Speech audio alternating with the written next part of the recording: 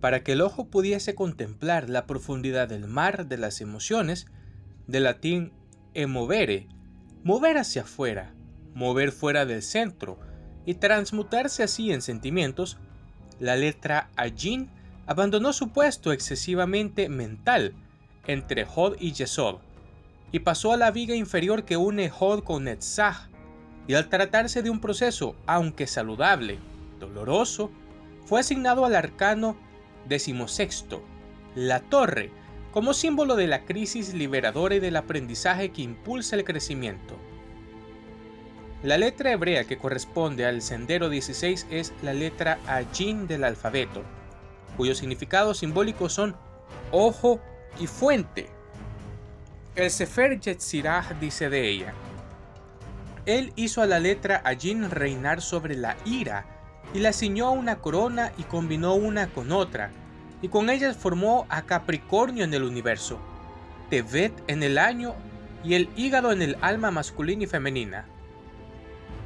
Continuando el descenso por el árbol de la vida, el sendero 16 corresponde a la llamada viga de la personalidad, el sendero horizontal inferior que une la sefirot de Hod, la mente concreta, y Netzach, las emociones, uniendo así el centro mental y el emocional.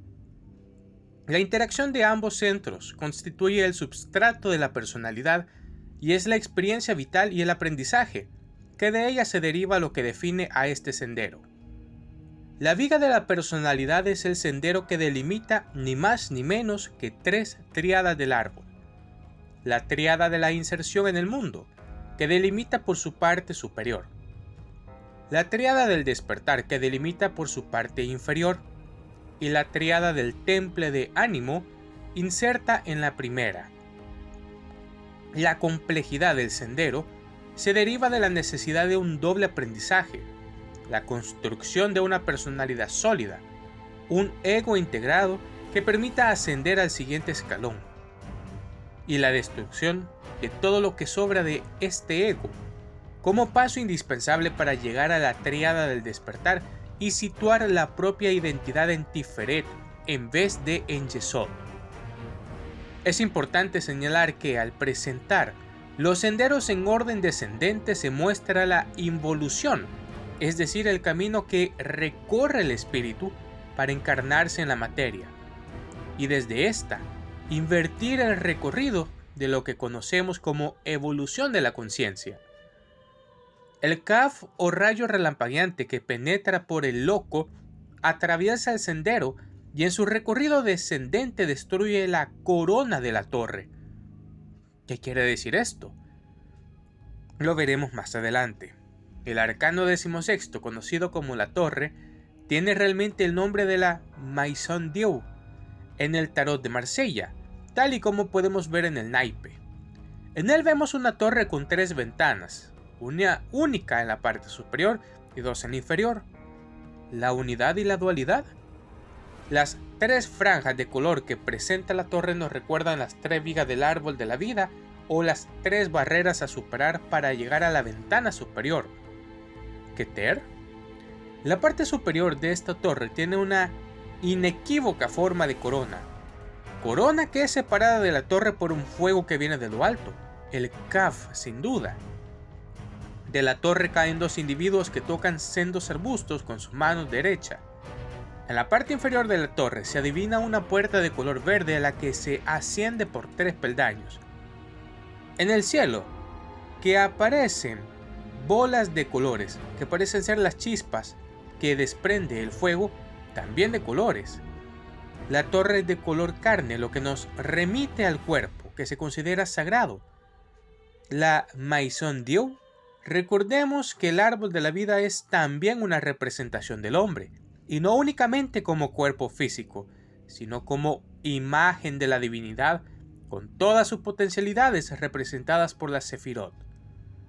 Si contemplamos algunas representaciones de diferentes tarot, vemos cómo la torre es destruida. Hay fuego en su interior y los individuos se precipitan de lo alto, sin llegar a tocar el suelo, como en el de Marsella. Consecuentemente, con el peligro de romperse la crisma. Nada de esto vemos en el arcano, pues simplemente los dos individuos ya tocan el suelo en lo que parece una caída controlada. La torre no es destruida. Lo que se elimina es esa corona que parece estar de más. He aquí el quid de la cuestión, pues la interpretación puede hacerse desde dos perspectivas muy distintas. La corona sobra y nos está señalando el orgullo del ego, la torre de marfil en la que se encienden algunos individuos, la soberbia de los constructores de la torre de Babel, con la que querían llegar al cielo a base de ladrillos.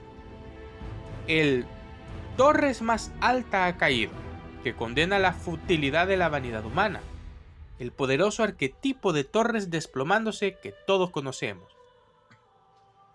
La corona no es destruida, sino tocada por el rayo, en un claro símbolo de la iluminación.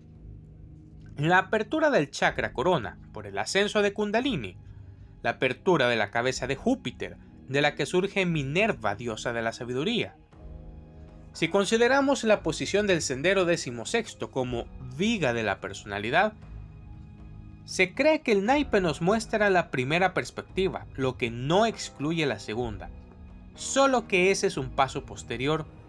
Si por un golpe de la vida la personalidad se viene abajo, existe la posibilidad de desidentificarse, y tras la destrucción de lo que sobra, aspectos mentales indicados por la corona, vislumbrar nuestra verdadera naturaleza, se hace entonces posible una desidentificación con el ego de Yesod, para centrar la identidad en Tiferet.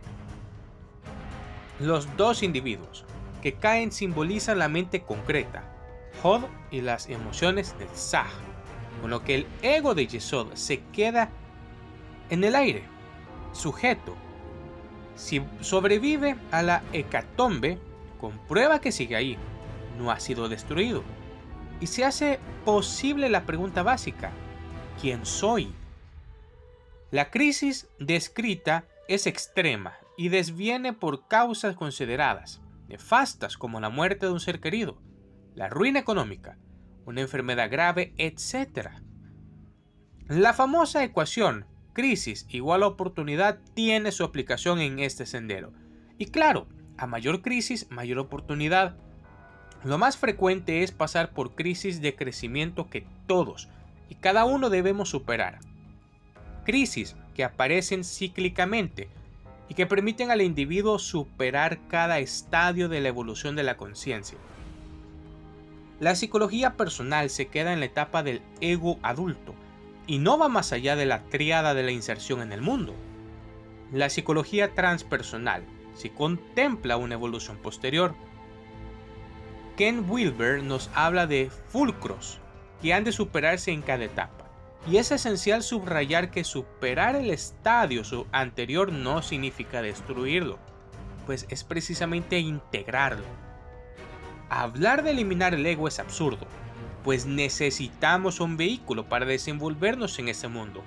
Lo que hay que eliminar es la identificación con el ego, y esto solo es posible cuando el sujeto ha madurado lo suficiente para ello.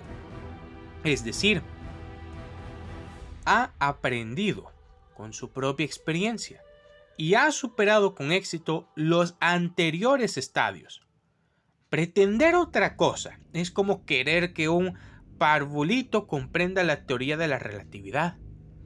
Puesto que necesitamos una personalidad, una máscara, para presentarnos en este mundo como un id de usuario, como un nick, un avatar o como quiera que le llamemos, habrá que procurar que sea lo suficientemente sólida como para que constituya una unidad operativa, lo suficientemente flexible como para modificar lo que ha quedado obsoleto, sin perder por ello la integridad. Una vez que sabemos que no somos eso, podemos jugar con ello. Esta es la parte divertida del sendero. La dura y complicada, que es liberarnos de ataduras del pasado, pueden haber quedado sepultadas en el inconsciente.